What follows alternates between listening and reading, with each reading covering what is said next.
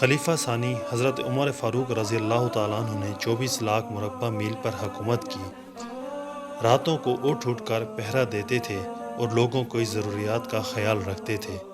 کہتے تھے کہ اگر فرات کے کنارے ایک کتا بھی پیاسا مر گیا تو کل قیامت کے دن عمر رضی اللہ تعالیٰ عنہ سے اس بارے میں پوچھ ہوگی۔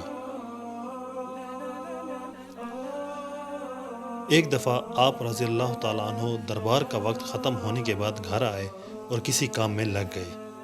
اتنے میں ایک شخص آیا اور کہنے لگا، امیر المومنین، آپ فلاں شخص سے میرا حق دلوا دیجئے۔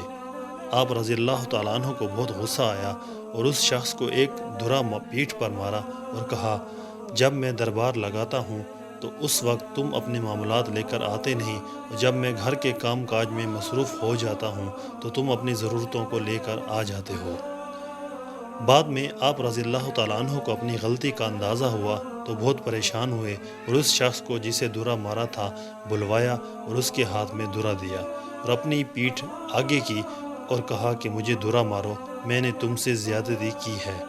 وقت کا بادشاہ 24 لاکھ مربع میل کا حکمران ایک عام آدمی سے کہہ رہا ہے، میں نے تم سے زیادتی کی ہے، مجھے ویسی ہی سزا دو۔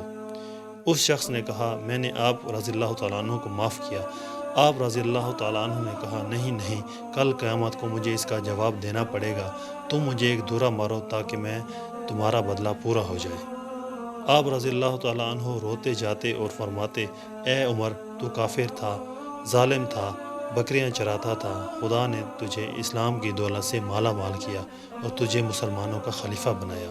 کیا تو اپنے رب کے احسانوں کو بھول گیا؟ آج ایک آدمی تجھ سے کہتا ہے کہ مجھے میرا حق دلا دو تو اسے دھرا مارتا ہے۔